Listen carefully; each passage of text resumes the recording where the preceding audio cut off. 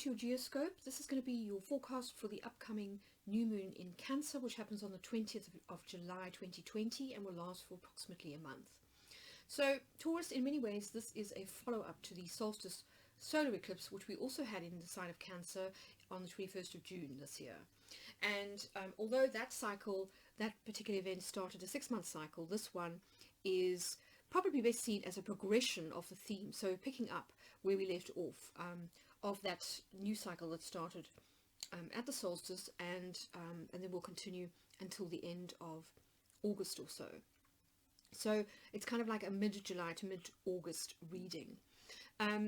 Now, the first iteration of this event happened in the early degrees of Cancer, so near to the solstice point. This one will be towards the end of Cancer. So in a way, it's kind of like highlighting what I think is going to be a theme throughout this particular lunar month, which is going to be twinning, mirroring, and also polarity.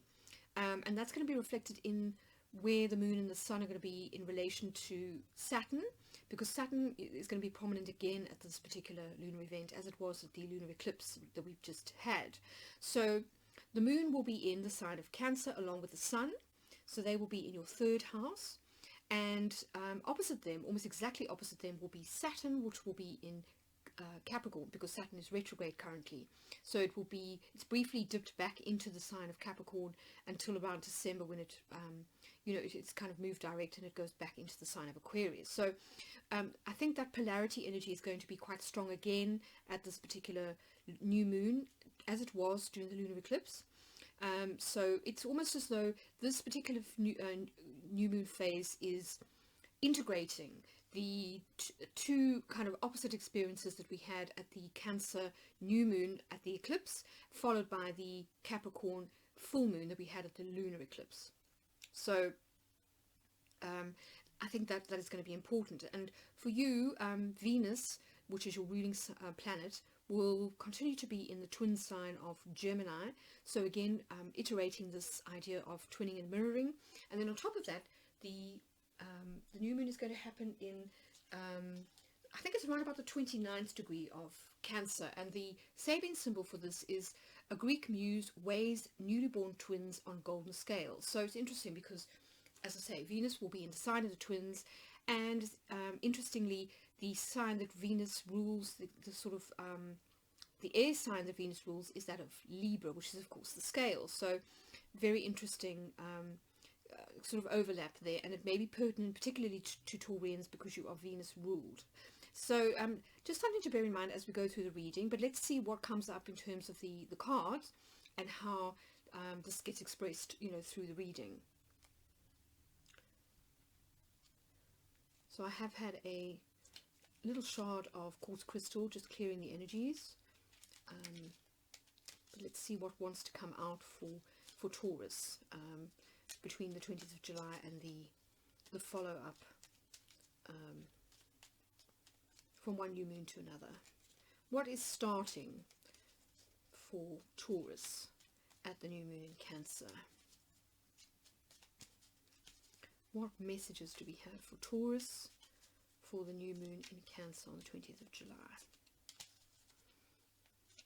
Oh, I should also quickly just mention that I have recently released an ebook which is all about geomancy. So if your interest has been piqued by watching these readings and you'd like to try it out for yourself, then why not check out the link in the description box below, which will take you to my website and the little page that I've done all about geomancy. So there's a free download there, the conversion sheet that you can download, and there's also a link to my ebook if you're interested in purchasing that.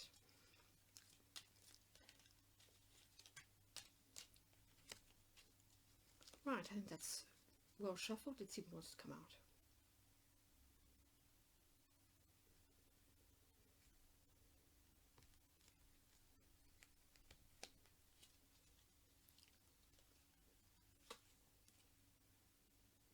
Interesting, Taurus. So and another sign also got this quadrogram as in their first house. I think it might have been Leo, so it's possible that you've got some Leo placements. If you do, I would also go and watch the geoscope for that.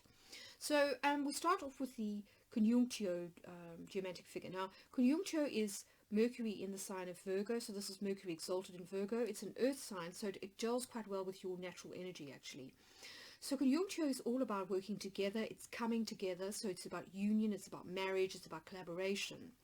So on some level you are wanting to you kind of reach out, make contact with or work with other people. There's a kind of an energy of wanting to kind of come together. But we'll see how that gets expressed, once you've done all the cards. Interesting. So in your fourth house, you've got Cauda Draconis, which is the south node of the moon. I tend to associate this with full moons and with lunar eclipses, but you've got it now at the new moon. And interesting again, because Cancer got this, I think, in a similar position. So, I don't know, maybe it was the opposite. Somebody, I think, got this in the fourth house. So what this tells me is that there is some kind of karmic cycle finishing for you when it comes to home, family, roots, where you live, domestic situations, family dynamics, or things to do with ancestors or bloodlines. So it could be that you just decide to move away from a property. You could be selling a house, a property. Possibly there's some kind of cycle or dynamic coming to an end when it comes to the family, but definitely you're closing something out when it comes to home.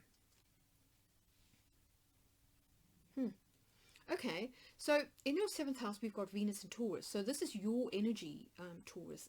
Quite interesting, because naturally this is where your first house is. So this is the part of the chart that I would associate with your identity almost, and this is normally to do with other people. So this is considered to be the ascendant descendant axis, and as such it's about self versus others, and this is usually one-to-one relationships. So it's usually committed partnerships of a romantic nature, but it could also be financial collaborations, so business partnerships, anything that involves a contract, that's got kind of a long-term association. So here we have Amisio. Now, Amisio is generally associated with transience. It's associated with separations, with breakups, with self-sabotage sometimes, with disappointment. So on some level, there seems to be a kind of a releasing or a letting go of, either a long-term relationship or perhaps your perceptions about a long-term relationship. Now, it's interesting because, I do think that an element of this last lunar eclipse that we had was about releasing what no longer serves us. So it's possible that something happened at that lunar eclipse to trigger this particular situation, and you're now kind of dealing with the aftermath, having to kind of process whatever that was. Okay, so when it comes to career, things seem to be on the up for you, Taurus. This is Jupiter in Sagittarius, so it's very fiery, enthusiastic energy. Acquisitio is all about gain, so this is about acquiring or kind of reaping the benefits or the fruits of our labor. So if you feel that you've been working really hard in recent months or recent years at your career, then I feel as though at this particular new moon, or during this new moon cycle, you could be rewarded. You could start to see the fruits of your labor when it comes to your career. So that's really positive. So it seems almost as though there's a strong echo to me of the Cancer reading. You might want to go to sort of check that one out too. But you are closing out a cycle when it comes to home. You seem to be letting go of something when it comes to relationships and one-to-one dynamics, but things are coming together for you when it comes to your career. We'll find out more once I've done the conversion, so I'm just quickly going to pause and I'll be back with you in a minute. Welcome back, everyone. So as you can see, I've done all your conversions and we've now got all the geomantic figures in the correct house positions. So let's dive into reading. I think the best place to start is probably the new moon itself. So this is happening in your third house of communication, as well as short trips and close relatives. So this can be siblings and people like cousins and so on, as well as people you encounter in your everyday environment, forms of transport, and of course communication. So it's interesting, we've got Laitisha in your third house. So this is where the sun and the moon are going to be at the new moon. So it seems as though during this new cycle you're really keen to shift your outlook or your perspective so that you can welcome in more positivity, optimism, joy, good vibes basically into your kind of way of thinking. And it's possible that you may also want this to be extended to the people that you associate with. So the way that you communicate, as I say, with people in your immediate environment or immediate family, or perhaps, with vice versa. And it's interesting because we've got the same geomantic figure repeated in your 11th house, which is the house of social contacts and ties. So this is social media, it's networks. These can be professional networks or social networks, and then friends. So this is group association. So it seems as though you're really keen for more positive interactions when it comes to the people that are kind of close to your heart and the people that you encounter on an everyday basis or socially. So that's the first thing to say. I think that's going to be a big theme for you. But then opposite the Sun and the Moon will be Saturn, as I said. So Saturn in the sign of Capricorn. So this continues some of the themes from the lunar eclipse that we've just had in Capricorn. And for you, this falls in your 9th house, which is foreign travel, extended family, publishing, as well as higher education and our contact with our beliefs and our contact with the divine. So interesting that we've got Puella here. Now Puella is Venus in Libra, so this is the air iteration of your ruling planet Venus. So here I think what you're also looking for harmony when it comes to interactions with people that are either based in a different country to you, or that are part of extended family, or somehow connected to you through higher education or spiritual groups, for example. But with Saturn here, I kind of feel as though there's a need for a certain amount of balancing happening, and this may explain why we've got a Missio in your 7th house. However, generally speaking, Puella is considered to be a very positive geomantic figure, as is Letitia. So these are the two benefics, essentially. This is Jupiter in Pisces, and this is Venus in Libra. So this is about harmony, it's about kind of social niceties. It's also about the arts. So it can be about, creative get-togethers, or, going to or enjoying either cultural outings, cultural events. Of course, these could be online these days, but there's definitely a sense here of wanting more harmony. Now it could be that as a result of whatever's happened here, there's a kind of karmic rebalancing happening, because Saturn is of course the lord of karma, and it is exalted in the sign of Libra. So there's a kind of a natural overlap here with this particular geomantic figure, as well as with the Sabian symbol, which was, it mentioned the golden scale. So I kind of feel as though this closing out of a cycle may have something to do with, what this counter draconis here. And so perhaps it's pointing to more distant family or relatives. That may be why we've got, Puella here. But it seems as though on some level there's been this disappointment or kind of separation or loss when it comes to sort of personal relationships, particularly at the last lunar eclipse. And I now feel that you're kind of wanting to move to a better place, sort of better relations.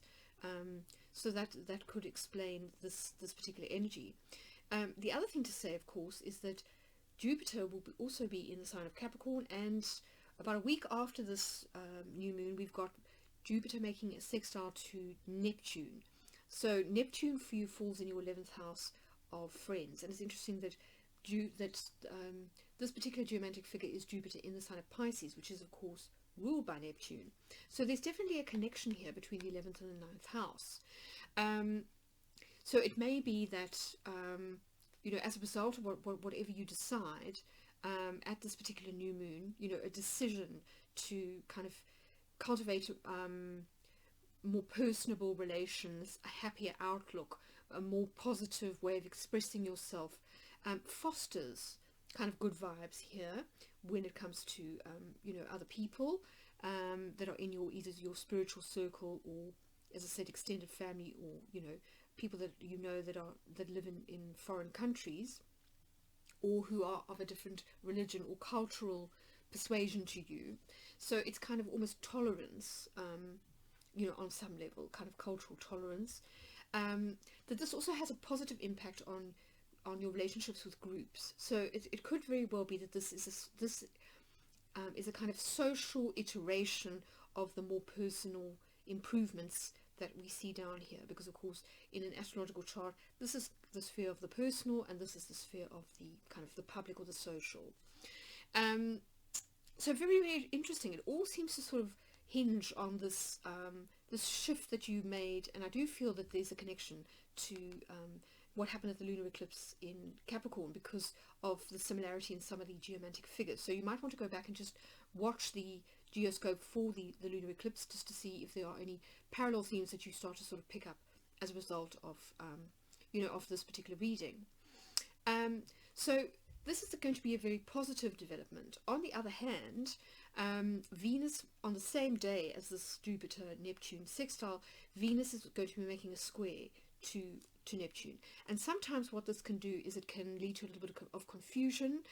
It can also create unrealistic expectations, as well as kind of issues around a conflict between values and sort of higher beliefs or boundaries. That's the other way that Neptune can kind of work. So even though there's definitely an improvement in the social sphere here, there may need to be a little bit of adjustment when it comes to personal values. And it's interesting because Venus will be in your second house, which is earned income as well as values and self-worth. So this is how we value ourselves. And of course there's a very strong link here between the way that we value ourselves and personal relationships. So this, it's quite interesting, this particular dynamic. Now, what I think is even more fascinating is that the 8th house is the kind of opposite energy to the 2nd house. And here we've got completeness, which is a brand new cycle starting. Now, this is the type of energy that I would expect to find at a new moon. And in fact, we do find it as one of your outcome cards. So it does seem as though perhaps it won't feel like it at the beginning of the lunar month. So at the new moon itself, it may not seem like it. But by the end of that particular lunar cycle, which is usually about 4 weeks, you will realize that you have moved out of one cycle and into a new one. So I think this is a kind of a transition lunar kind of month for you, where you're transitioning out of that energy of the lunar eclipse and moving more fully into the energy of the solar eclipse, which of course lasts for 6 months. Now, the solar eclipse occurred in the same sign as this particular new moon. So again, there's likely to be some parallels between what happens at this new moon and what happened at the 21st of June solar eclipse, which was also a new moon in Cancer. So you might want to just sort of think back to that particular period in time, or go back and watch my geoscope for that particular lunar phase to see whether there are any parallels with what's happening here.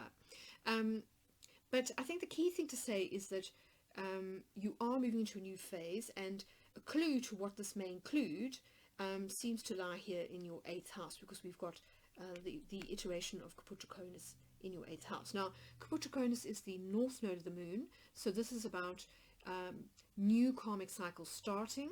It's about new beginnings. It's sometimes about new people coming into our life that are here to teach us particular soul lessons, if you like, karmic contracts. And the 8th house is about sharing of resources. Now, isn't it fascinating that you get conjuncture, which is all about collaboration and alliances and coming together, sort of joinings, and that this is reiterated in your 2nd house of possessions and earned income. Now, Taurus, we know that you are a sign that is all about what is mine. So you're very kind of keyed into this idea of possessions. So I think it's very interesting that we've got this geometric figure that is all about sharing or coming together, and that we have the expression of this in the 8th house as being about starting new karmic cycles. So I kind of feel as though what's happened is that there's been some incident that's happened to you when it comes to a one-to-one relationship, which has perhaps put you into fear-based energy, where you feel like you have to kind of hang on to what is yours because you feel like somebody wants to take it from you, and because Messier is all about loss, and that can be financial loss. But here you're being encouraged to share. So it seems counterintuitive, and it may be that what is being asked of you by this new phase kind of starting in your 8th house of shared resources is that you're being pushed out of your comfort zone into unfamiliar territory that feels a little bit uncomfortable, but that it ultimately will pay off. Now, the reason that I say that is because your last geomantic figure, your outcome for the reading, is Fortuna Major. Now, Fortuna Major is probably, after Acquisitio, one of the most positive of the geomantic figures. So this is really about good fortune, success, things kind of coming together. You know, it's that sort of, those kind of unexpected blessings that sort of rain down on you. It's almost like the Sun card in the tarot. So it's extremely positive outcome. And as you can see, this card is ruled by the Sun in Leo. So the timing could be significant. You know, the Sun, after this particular, after kind of coming together with the Moon in the final degrees of Cancer, the Sun is going to ingress into the sign of Leo. And so it could be that things start to really come together for you during Leo season, which of course lasts from around about the 23rd of July to around about the 21st or the 22nd or the 23rd of August. So it's possibly at that stage that you're going to start to see, you know, all the kind of manifestations and the fruits of your labor starting to become more evident in the 3D basically. But before then, I think there's going to be a little bit of an internal shift that needs to sort of happen when it comes to money and the sharing of resources. However, you do seem determined to kind of see the sunny side of life, to lighten up, to improve relationships with other people. So, you know, it's possible that you've learned some important lessons as a result of whatever's happened to you when it comes to, you know, these relationships, and this is going to stand you in good stead when it comes to, you know, your social networks and your relationships going forward, because there is these wonderful geomantic figures in your 3rd and your 11th house. And also in the 9th house. So this, again, these are all very strong indications of social harmony, of greater cooperation between you and others, particularly, as I say, when it comes to your immediate family or immediate neighbors, friends, professional associates, and you know, foreign connections or people who are of foreign extraction, or spiritual teachers, or kind of buddies, you know, that share your kind of beliefs and values. And then, yes, I mean, where the conflict possibly has come in is indicated in the 5th house. So this is Puer, which is Mars in Aries. Now this can sometimes indicate conflict, and the 5th house is all about lovers, so new romantic relationships, as well as children and people that we have creative collaborations with. So it's possible that it's more in this area where you've had the disappointment or the loss, you know, kind of happening. But I think that the key thing to say is that, you know, try to keep your cool, because if it is children, this energy is phasing out, and if it is to do with creative collaborations or lovers, then even though you've experienced a disappointment recently, things are definitely going to improve. There's a new cycle starting for you in this area too. So I think the thing is to keep your cool, and I think this is where Rubeus comes in. So this is your right witness. Now Rubeus is essentially the Mars in Scorpio. So Scorpio for Taurus is the opposite sign. So there's a natural affiliation for Taurus between self and others. So it's got a kind of a 7th house ring to it for Taurus. Rubeus is red, so it's about passion, and sometimes this passion can be expressed through feeling very angry. So it's almost like the hotter version of Puer. So Mars rules both, and this can be sort of short flare-ups. So these can be sort of like heated arguments that are kind of over quickly, where people are sort of very openly hostile towards each other, and then it quickly blows out because this is fire energy. This is more simmering energy, so you might have sort of simmering resentments that you kind of like hang on to, or vice versa, and these are not always talked about, and this can often lead to more poisonous types of emotions that are longer lasting. So I think that what is being kind of asked of you is to try and let this energy go. You know, I think it's what it's saying to you is, if there has been disappointments or conflicts in the past, try to let it go so that it doesn't linger. This will allow you to start a new cycle and to fully kind of leave behind that energy of the lunar eclipse, which was really ending a 2.5 year cycle, I feel, an 18-month to 2.5 year cycle. And then once you do that, you're going to feel a lot happier. You're going to have better relationships with other people. And then this is going to lead to a refocusing of your energy into your career, which is going to pay off ultimately. So I think for you, what it's telling you is that some of the sort of pivoting that may happen for you at this particular new moon, which is a continuation actually of the last 2 lunar phases, is going to be learning who to collaborate and form alliances with and who not to. So it's really about discernment more than anything else. And it's interesting that, you know, Mercury is in the sign of Virgo, which is all about discernment. This is conjuncture is Mercury in Virgo. So I think it's kind of, instead of mistrusting everyone and kind of getting into a place of feeling like the world is against me, you know, everyone's out to sort of cheat me, or you know, has it in for me, instead of doing that, kind of realizing that certain people may have disappointed you, but that doesn't mean that everybody will, and that this will lead to a kind of a change in your outlook. It will mean that you will be open to forming new collaborations with people who may be a lot more trustworthy. And the way that you will be able to tell that is by using your discernment, by valuing yourself, by getting clear about what it is that you do value, and also, you know, standing up for yourself when it comes to what you know you deserve.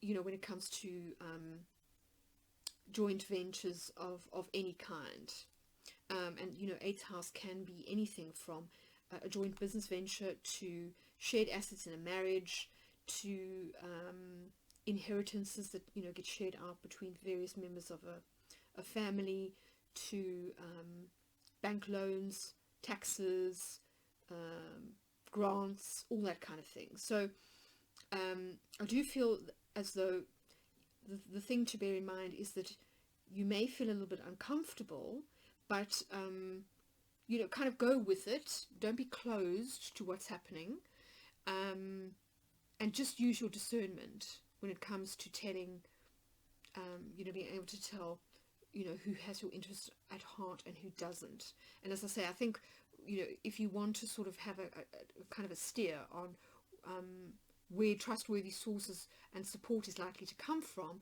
it's going to be, you know, immediate relatives, neighbors, as well as friends and professional associates, and then those people, as I say, who are, you know, kind of spiritual buddies or spiritual mentors, religious teachers, as well as university lecturers, tutors, that type of thing, or foreign relatives.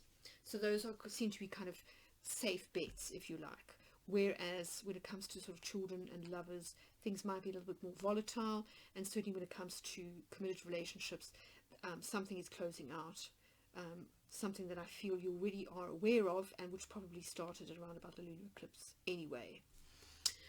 So quite a complicated reading, Taurus, quite subtle. This has been the case for, I think, most of the readings that I've done so far. I think that the key thing is to realize that this particular new moon phase is almost a transitional point. It's kind of like it's the halfway point in the new solar eclipse cycle. And that's very often where we start to see this shifting of energy from the old kind of into the new, as we sort of shed, you know, what is no longer serving us, and move more fully into the positive gifts, lessons, and fruits that come from the second half of the solar eclipse cycle. So I hope it's been helpful. I'd love to hear your comments. Do leave one in the you know, in the comments below if this has resonated. If you're enjoying these readings, think about subscribing, because then you will get notified straight away when I post a new video. And you know, if you are interested in that ebook, then do check out the links in the description box below. But yes, I'm wishing you all the best for this upcoming lunar phase, and I'll catch you again in a couple